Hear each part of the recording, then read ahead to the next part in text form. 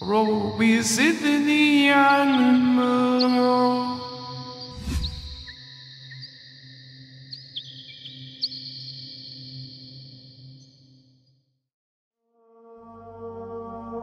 আমরা সকলেই জানি হযরত মুহাম্মদ সাল্লাল্লাহু আলাইহি ওয়াসাল্লাম আল্লাহর প্রেরিত শেষ নবী। তারপরে কিয়ামত পর্যন্ত আর কোনো নবী বা রাসূল আসবেন না। এ কারণেই পৃথিবীর শেষ দিন পর্যন্ত প্রয়োজনীয় সব ধরনের বিধিবিধান নবীজি সাল্লাল্লাহু আলাইহি ওয়াসাল্লাম বর্ণনা করে গেছেন। এমনকি তিনি এমন কিছু ভবিষ্যৎবাণীও করেছেন যা একের পর এক সত্য বলে প্রমাণিত হচ্ছে এবং কিয়ামত পর্যন্ত হতে থাকবে। রাসূলুল্লাহ সাল্লাল্লাহু আলাইহি ওয়াসাল্লামের বেশ কিছু হাদিসে চলমান ইরান ইসরায়েল যুদ্ধ, ফিলিস্তিন ও আল আকসার নিয়ন্ত্রণ এবং ইহুদি ও মুসলমানদের চূড়ান্ত লড়াইয়ের ফলাফলের কথা গুরুত্বের সাথে স্থান পেয়েছে।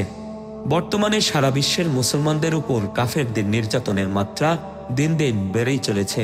ইহুদি খ্রিস্টানরা সকলে একজোট হয়ে একের পর এক মুসলিম দেশে আক্রমণ করছে। এর মধ্যে বছরের পর বছর ধরে ফিলিস্তিনে হামলা, ভূমি অধিগ্রহণ ও জোরপূর্বক আল আকসা মসজিদের নিয়ন্ত্রণ নিয়ে রেখেছে ইহুদিবাদী রাষ্ট্র ইসরায়েল।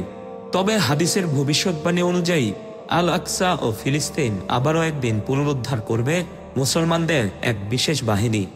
আবু হুরায়রা রাদিয়াল্লাহু তাআলা আনহু থেকে বর্ণিত, তিনি বলেন, রাসূলুল্লাহ সাল্লাল্লাহু আলাইহি ওয়াসাল্লাম বলেছেন, খোরাসানের দিক হতে কালো পতাকাবাহী একদল লোক আবির্ভূত হবে ইমাম মাহদীর সমর্থনে।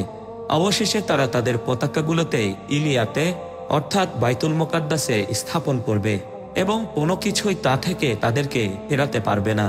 এই হাদিস থেকে স্পষ্ট বোঝা যায় সে সময় আল আকসা মসজিদ মুসলমানদের দখলে থাকবে না, বরং অন্য কোনো গোষ্ঠীর হাতে থাকবে এর নিয়ন্ত্রণ। কালো পতাকাবাহী সেই দল এসে এমন ক্ষিপ্রতার সাথে লড়াই করে বাইতুল মুকাদ্দাসকে উদ্ধার করবে যে পৃথিবীর কোনো শক্তি সেদিন তাদেরকে থামাতে পারবে না। অর্থাৎ ইহুদিরা সেদিন পরাজিত হবে এই কালো পতাকাধারী বাহিনীর কাছেই। এই হাদিসের প্রথম অংশেই বলে দেয়া হয়েছে বিশেষ ওই দলটি আসবে পূর্ব দিক বা খোরাসান হতে। এই খোরাসান সম্পর্কে হাদিসের কিতাবগুলোতে আরও বেশ কিছু বর্ণনা পাওয়া যায়। যেমন সাওবান রাদিয়াল্লাহু তাআলা আনহু হতে বর্ণিত, তিনি বলেন, রাসূলুল্লাহ সাল্লাল্লাহু আলাইহি ওয়াসাল্লাম বলেছেন, যখন তোমরা খোরাসানের দিক থেকে কালো পতাকাবাহী সৈন্য আসতে দেখবে তখন তাদেরকে অভ্যর্থনা জানাবে, কেননা তার মাঝে আল্লাহর খলিফা মাহদী থাকবেন। কোনো মুহাদ্দিস কালো পতাকা সম্পর্কিত হাদিসগুলোকে দুর্বল বা জাল হিসেবে আখ্যায়িত করলেও অধিকাংশ মুহাদ্দিসগণ এসব হাদিসকে অর্থগতভাবে বিশুদ্ধ বলেই মতামত ব্যক্ত করেছেন। এর মধ্যে ইমাম তিরমিজি, ইবনে মাজাহ, ইমাম আহমদ, ইমাম ইবনে হাকিম, ইমাম জাহাবি, ইমাম নাসির উদ্দিন আলবানী এবং আল্লামা ইবনে কাসির রহমতুল্লাহ আলাই অন্যতম। এরা সবাই এই হাদিসগুলোকে সহিহ বলেছেন এবং নিজেদের কিতাবে কালো পতাকা সম্পর্কিত বিভিন্ন হাদিস লিপিবদ্ধ করেছেন। যেমন ইবনে মাজাহ রহমতুল্লাহ আলাই তার কিতাবে একটি হাদিস বর্ণনা করেছেন এভাবে, রাসূলুল্লাহ সাল্লাল্লাহু আলাইহি ওয়াসাল্লাম বলেছেন, তোমাদের ধনভাণ্ডার অর্থাৎ কাবার ধনভাণ্ডার নিয়ে 3 জন খলিফার পুত্র যুদ্ধ করবে, কিন্তু এদের কারো হাতেই সেই ধনভাণ্ডার যাবে না। তারপর পূর্ব দিক থেকে কালো পতাকাবাহী বাহিনী প্রকাশ পাবে এবং তারা এমনভাবে তোমাদের হত্যা করবে যা কোনো জাতি আর কখনো করেনি। এরপর আল্লাহর নবী এমন কিছু বললেন যা আমি স্মরণ করতে পারি না।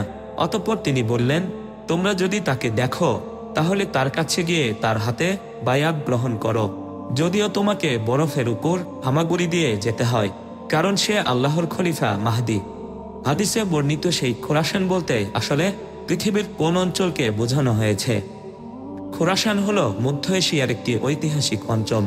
নবী করিম সাল্লাল্লাহু আলাইহি ওয়াসাল্লামের যুগে বর্তমান উত্তর পূর্ব ইরান তথা নিশাপুর, তুষ, মাশহাদ, জুরজান, দামাঘান, উত্তর পশ্চিম আফগানিস্তান তথা হেরাত, বলখ, কাবুল, গাজনি, কান্দাহার, দক্ষিণ তুর্কমেনিস্তান তথা মেরি প্রদেশ, মার্ভ, সানজান, উত্তর পশ্চিম তাজিকিস্তান তথা শুদ্ধ প্রদেশের খোজান্দ, পাঞ্জাকেন্ট, উত্তর ও দক্ষিণ পূর্ব উজবেকিস্তান তথা সমরকান্দ, বুখারা, শেহরিসাদ, আমু নদী ও শির নদীর মধ্যাঞ্চল, উত্তর পশ্চিম পাকিস্তান তথা মালাকান্দ, সোয়াত, দির, চিত্রাল এবং দক্ষিণ কাজাখস্তানের এক বিস্তীর্ণ অঞ্চল খোরাসানের অন্তর্ভুক্ত বলে বিবেচিত হতো। তবে বর্তমানে খোরাসান অঞ্চল ইরানের 3টি আলাদা প্রদেশে বিভক্ত: খোরাসানে রেজাবি, খোরাসানে জনুবি, খোরাসানে সোমালি।